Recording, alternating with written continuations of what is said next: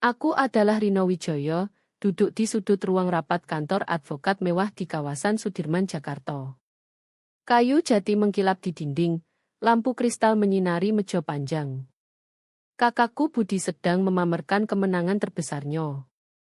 Di kanannya Ibu Siti, di kirinya Tante Lino, dan 12 kerabat lain duduk mengelilingi seperti sedang menghadiri pengadilan kerajaan.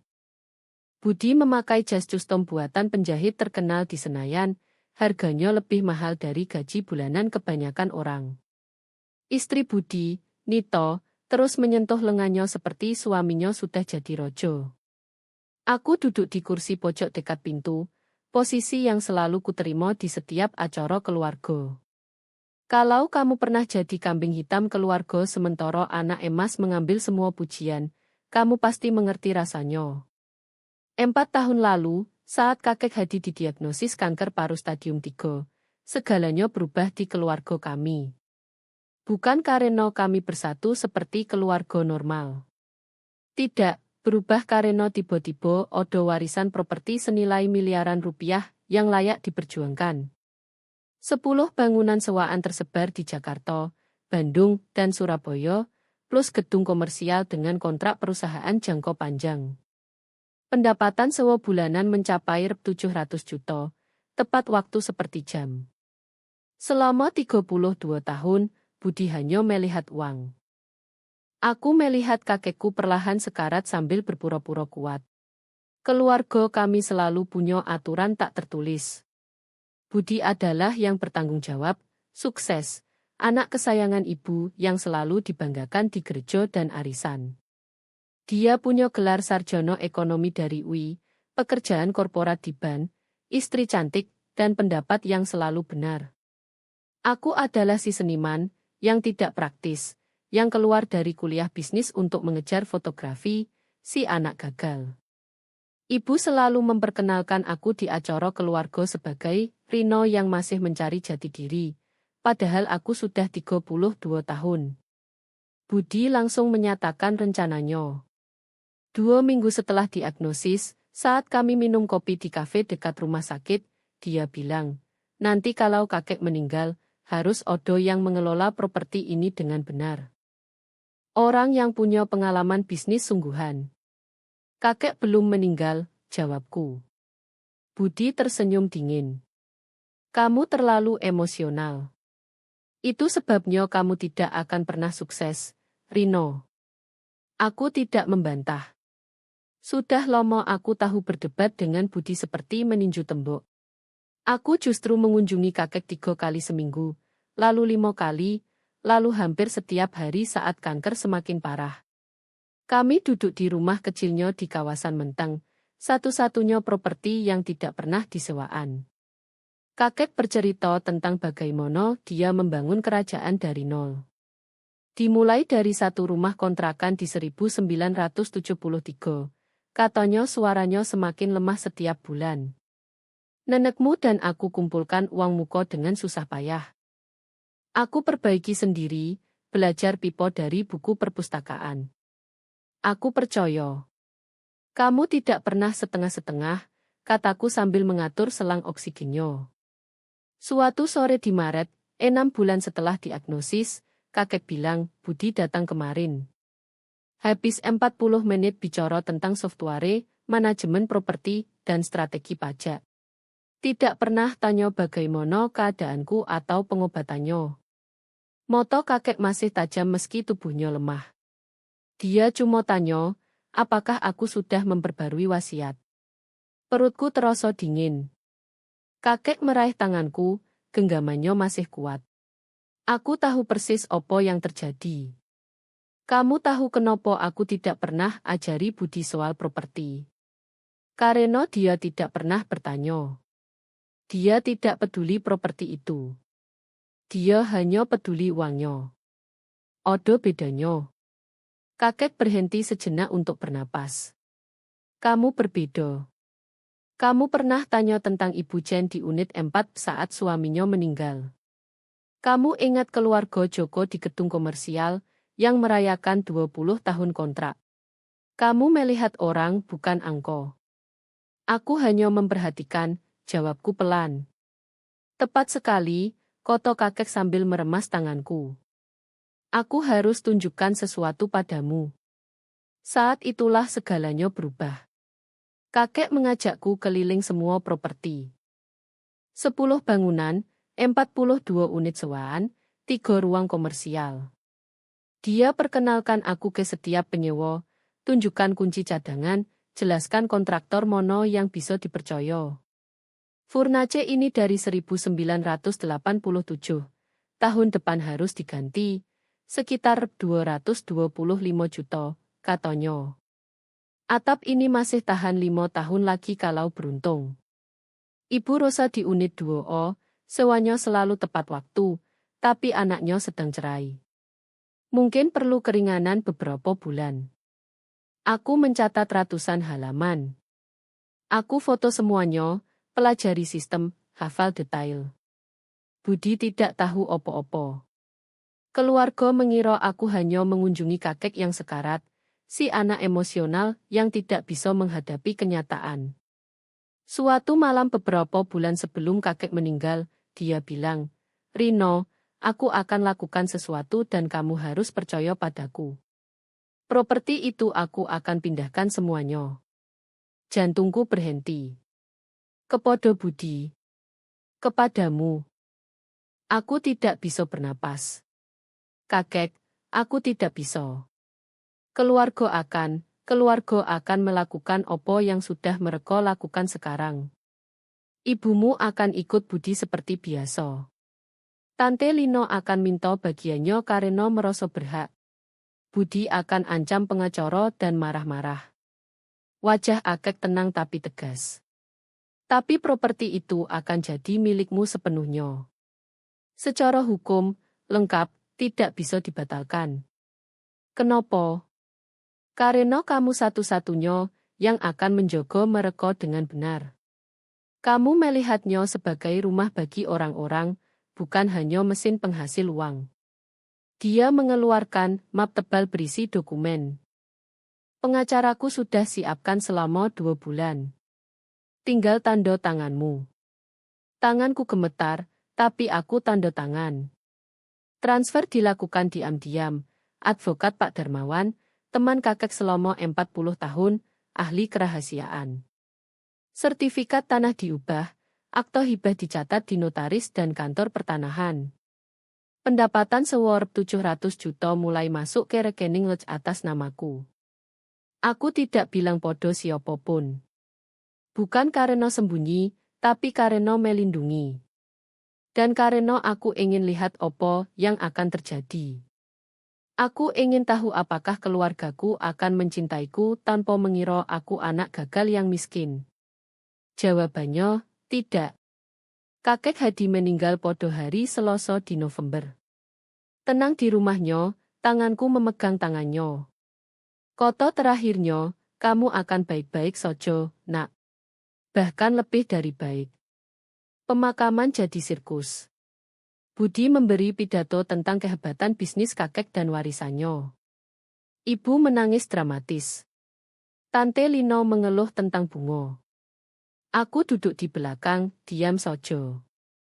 3 hari setelah pemakaman, Budi memanggil rapat keluarga. Masalah warisan harus diselesaikan, katanya. Kita bertemu di kantor Pak Darmawan Kamis depan. Semua harus hadir. Aku datang pakai jeans dan sweater biasa. Budi memakai jas kekuasaannya. Ibu memakai kalung mutiara pemakaman. Tante Lino bawa suaminya Paman Gatot yang langsung bicara tentang bagaimana dia selalu beri saran bisnis ke kakek. Bohong besar, Paman cuma dokter gigi. Ruang rapat Pak Darmawan dirancang untuk mengintimidasi, jendela dari lantai ke langit-langit, kursi kulit, rak buku hukum.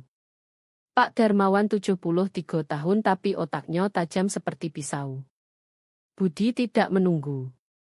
Dia berdiri seperti ketua rapat, keluarkan map kulit, dan tersenyum ke semua orang. Terima kasih semua sudah datang, katanya seolah dia yang atur. Kakek Hadi tinggalkan warisan besar, kita harus kelola dengan benar. Pak Darmawan mencoba bicara, tapi Budi lanjut. Aku sudah review semua properti 3 hari ini. 10 bangunan, 42 unit, arus kas stabil. Kakek bangun sesuatu luar biasa, tugas kita menghormati warisan itu. Ibu mengangguk setuju. Tante Lino berbisik ke Paman Gatot. Aku diam saja. Kakek memang tidak pernah tunjuk pengelola resmi, Koto Budi, padahal wajah Pak Darmawan bilang itu bohong. Tapi kita semua setuju warisan ini butuh manajemen profesional, orang dengan pengalaman bisnis sungguhan. Budi memang selalu bertanggung jawab, tambah ibu. Sejak kecil. Budi lanjut, aku sudah bicara dengan beberapa perusahaan manajemen properti. Akuntanku sudah hitung strategi pajak. Estimasi pendapatan bersih tahunan sekitar 5 miliar kalau kita naikkan sewa ke harga pasar dan potong biaya perawatan yang tidak perlu. Aku memperhatikan. Keyakinannya mutlak. Dia benar-benar yakin ini sudah miliknya. Tentu ada pembagian untuk keluarga, Koto Budi murah hati. Ibu dapat rep 300 juta setahun, Tante Linor 225 juta. Rino dapat rep 150 juta asal tunjukkan tanggung jawab keuangan.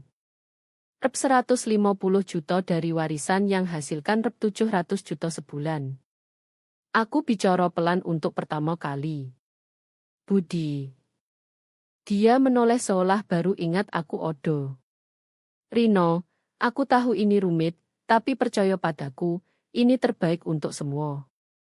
Aku yakin kamu percaya begitu. Aku sudah suruh pengacaraku buat dokumen, Koto Budi sambil geser kertas ke Pak Darmawan. Semua mudah. Bisa selesai minggu depan. Pak Darmawan tidak sentuh dokumen itu. Dia memandangku. Ibu langsung menyelo, Rino, sayang, ini memang terbaik. Kamu tidak siap urus yang serumit ini. Budi punya pengalaman, pendidikan. Anak yang bertanggung jawab dapat semuanya, Koto Budi berdiri lebih tegak.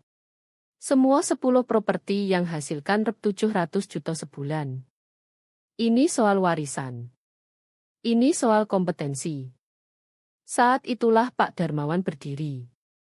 Menarik, katanya dengan nodo pengacara yang akan hancurkan dunia seseorang.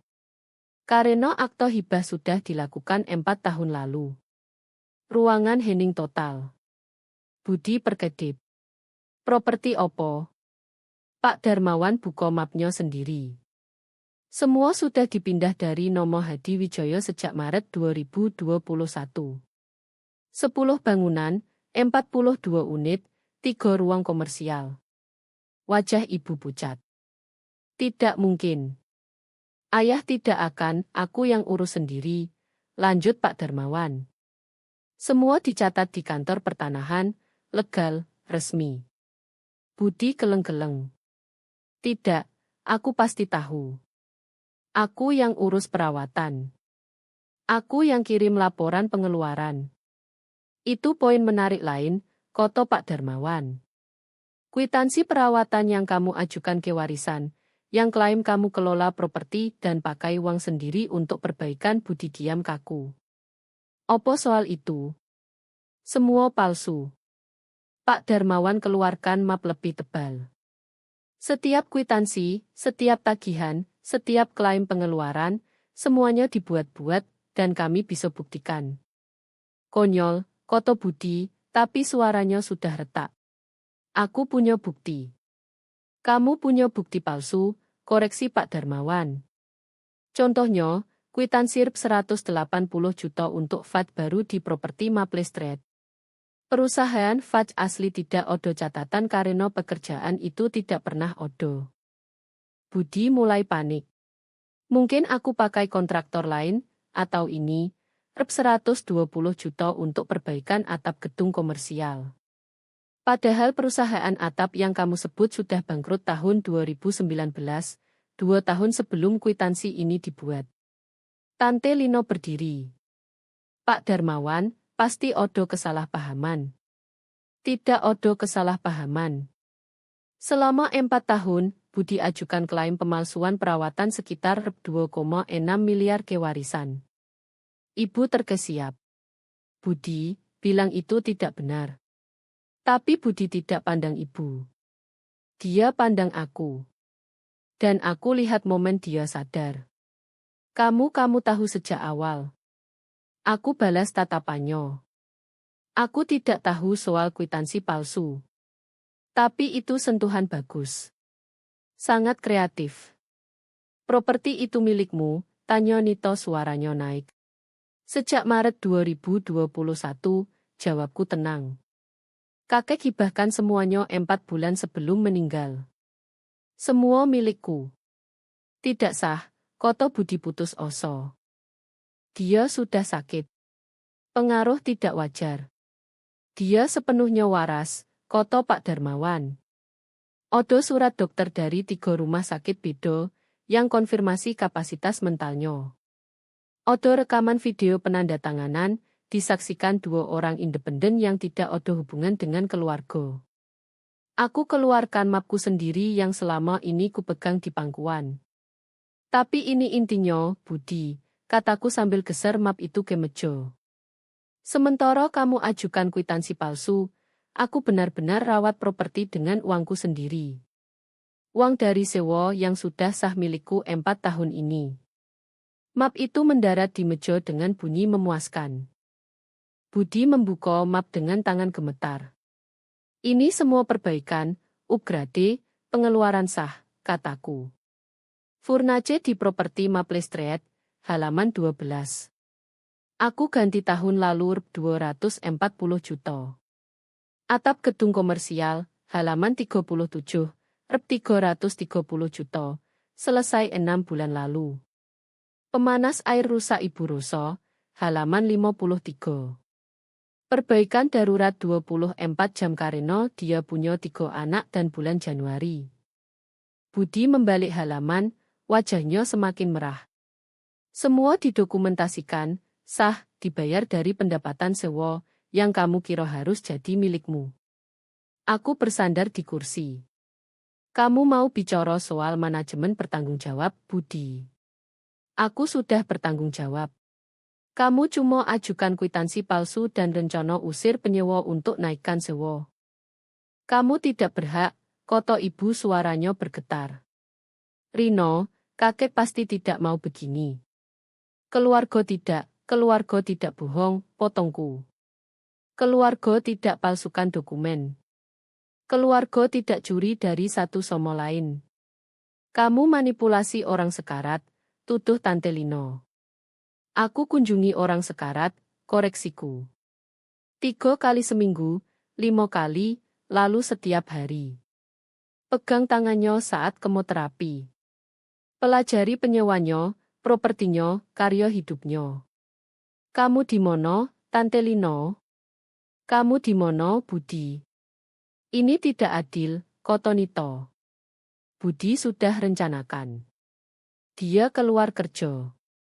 Dia mau kelola properti full time. Aku tertawa kecil. Dia keluar kerja.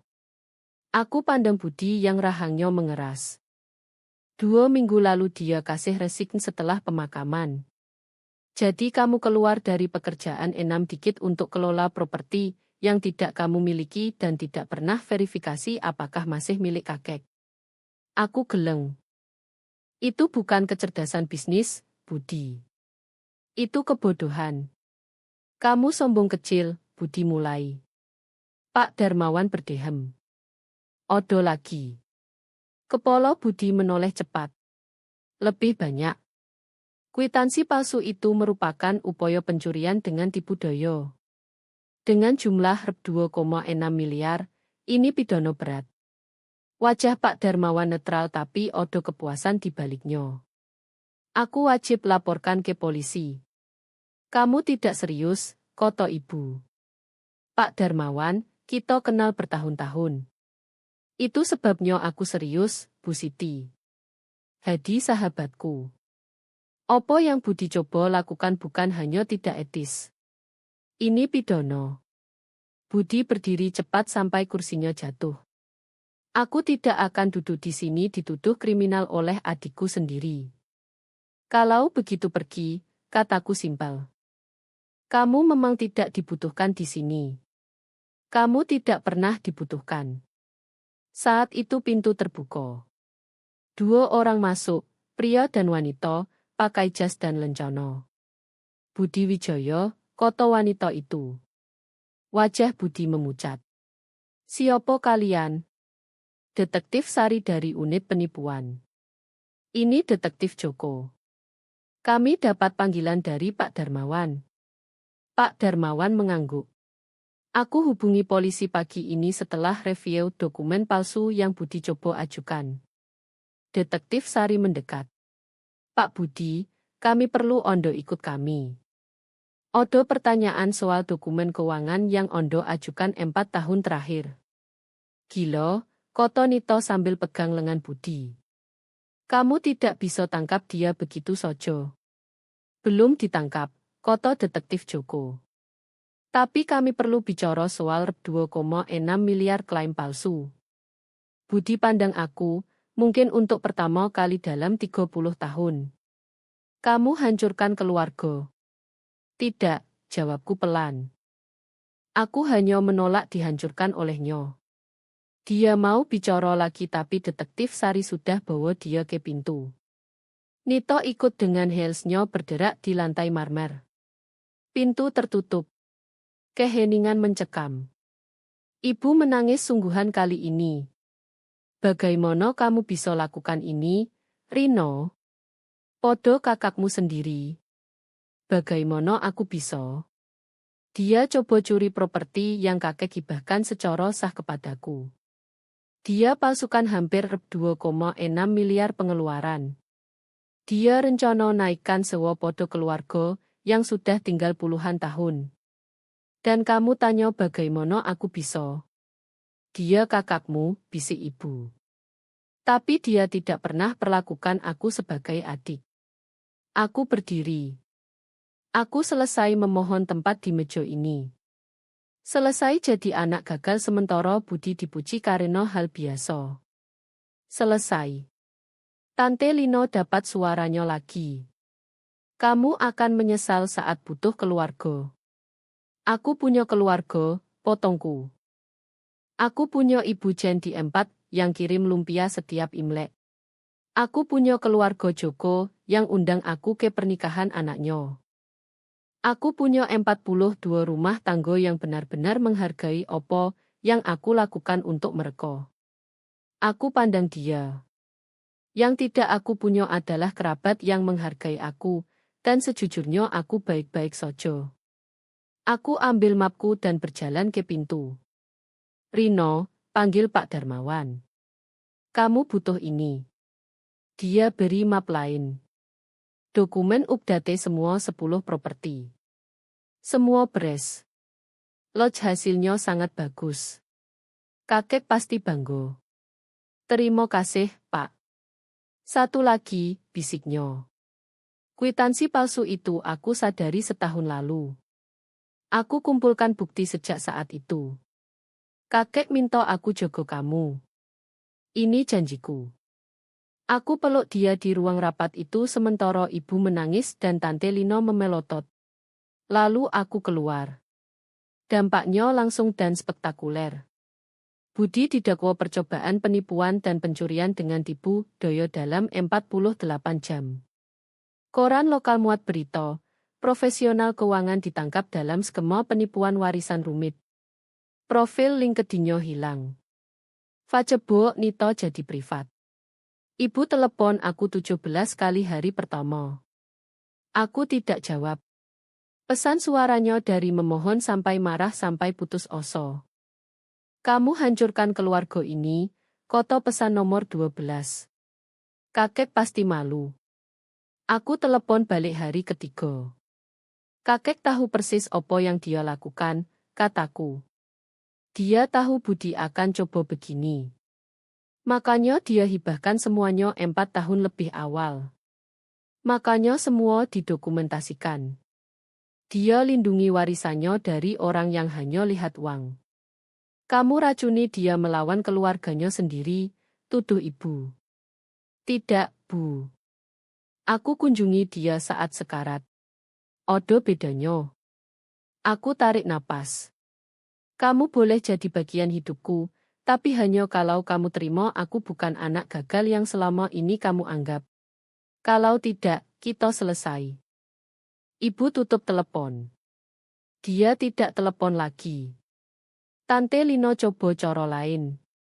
Dia datang ke apartemenku dengan kaserol dan permintaan maaf, yang hanya bertahan sampai dia mintor 300 juta. Hanya bantu biaya praktik Paman Gatot, katanya. Tidak, jawabku. Tapi kita keluarga. Kalau begitu bertindak seperti keluarga. Mulai dari tidak minta uang dari keponakan yang selama 30 tahun kamu abaikan. Dia pergi tanpa kaserolnya. Kasus Budi ke pengadilan 6 bulan kemudian. Bukti sangat kuat, kwitansi palsu, tagihan dibuat-buat, tanda tangan palsu. Pengacaranya coba argumen tekanan emosional, kesedihan setelah kehilangan, tekanan finansial karena menganggur. Hakim tidak terkesan. 18 bulan penjara minimum security, 5 tahun masa percobaan, restitusi penuh kewarisan. Vonis diucapkan hari Selasa. Aku tidak datang, tapi Pak Darmawan telepon langsung. Keadilan, katanya singkat. Nito ajukan cerai sebelum Budi bahkan mulai menjalani hukuman. Dia sudah pindah ke pelatih pribadinya. Ironisnya tidak luput dari siapapun. Properti semakin maju. Aku ganti 2 atap lagi, upgrade 3 dapur, pasang jendela hemat energi di gedung komersial. Sewa tetap stabil. Tidak naik kecuali benar-benar perlu, dan selalu beri pemberitahuan 6 bulan. Ibu Rosa di unit 2O kirim kartu Natal. Terima kasih mengerti saat Sarah pulang lagi, tulisnya. Pemilik lain pasti usir kami. Kamu beri kami kelonggaran. Kartu itu aku figuro di kantor. Setahun setelah rapat warisan, aku dapat telepon dari nomor tak dikenal. Rino Wijaya, suara profesional perempuan. Nama saya Jennifer Wibowo. Saya punya perusahaan manajemen properti di downtown. Saya dengar bagaimana Anda kelola properti Wijaya, dan saya terkesan. Terima kasih. Saya sedang ekspansi. Butuh orang yang lihat properti sebagai rumah, bukan aset. Orang yang paham hubungan penyewa lebih penting dari keuntungan maksimal. Dia jeda. Saya tawarkan posisi konsultan. Mulai dengan 20 properti, retainer 900 juta, bagi hasil renovasi yang Anda awasi. Aku ambil pekerjaan itu. 2 tahun kemudian aku beli 3 properti lagi, perbaiki, sewaan ke keluarga yang butuh kesempatan, kelola seperti yang kakek ajarkan. Bisnis berkembang, konsultan bertambah. Bulan lalu Jennifer tawarkan kemitraan penuh di perusahaannya. Kamu ubah cara kami beroperasi, katanya.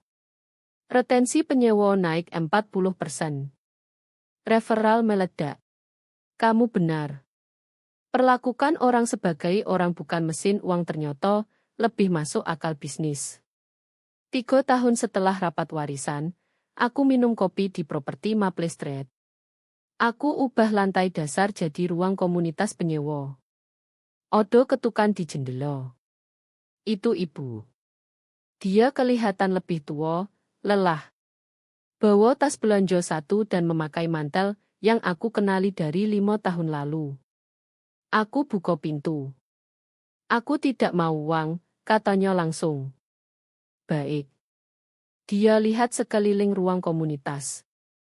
Cat baru, sofa nyaman, papan pengumuman penuh karya anak-anak penyewa. Ini bagus. Penyewa suka. Ibu Chen ajar Tai Chi di sini setiap minggu. Anak-anak Joko kerjakan setelah sekolah. Ibu duduk tanpa diundang. Aku salah. Soal Budi, soal kamu, soal semuanya. Tangannya memilin di pangkuan. Aku pikir sukses itu gelar ekonomi dan kerja korporat. Aku tidak lihat kamu bangun sesuatu yang nyata, yang benar-benar bantu orang. Kenapa kamu di sini, Bu? Karena aku rindu anak perempuanku. Bukan anak yang aku inginkan, tapi anak yang kamu sebenarnya. Dia pandang aku. Aku tahu aku tidak layak ampun. Aku tahu aku biarkan Budi, abaikan kamu, anggap kamu kurang. Aku tidak bisa ubah itu, tapi aku minta kesempatan. Aku duduk di depannya. Apa yang terjadi dengan selalu bela Budi apapun? Aku kunjungi dia di penjara bulan lalu. Tahu apa yang dia bilang? Dia tertawa pahit. Dia salahkan aku. Bilang aku tekan dia, ciptakan ekspektasi tidak realistis, buat dia merasa harus sempurna. Salahkan semua orang kecuali dirinya sendiri. Kedengarannya seperti Budi. Yo, kan? Ibu hapus air matanya. Aku habiskan 3 tahun bela dia, jauhkan semua orang, yakinkan kamu masalahnya. Dan dia salahkan aku kesempatan pertama. Apa yang kamu mau dariku, Bu? Tidak ada. Semuanya. Kesempatan kenal anak perempuanku. Minta maaf dengan benar, bukan cuma koto, tapi dengan waktu dan usaha dan benar-benar datang. Dia pandang mataku. Aku tahu mungkin tidak mungkin. Aku tahu aku bakar jembatan itu, tapi aku harus coba. Aku ingat kakek, pelajarannya tentang kelonggaran dan batasan, tentang Ibu Rosa dan kesempatan kedua. Selasa pagi, kataku. Kopi di sini jam 9 pagi. Kita bicara, benar-benar bicara, bukan pura-pura. Itu saja. Itu awal. Kamu datang konsisten 6 bulan, kita bicara lebih. Kamu lewatkan lebih dari 2 tanpa alasan sah, kita selesai. Dan kamu tidak pernah minta aku rujuk dengan Budi atau kecilkan apa yang dia lakukan. Deal. Ibu mulai menangis lagi. Terima kasih, Rino. Terima kasih karena masih mau. Dia datang. Setiap Selasa selama 6 bulan, lalu setahun, lalu 2 tahun. Kami bangun sesuatu baru, bukan yang dulu yang sudah rusak sejak awal. Sesuatu yang jujur. Budi keluar penjara dan langsung coba hubungi aku lewat media sosial.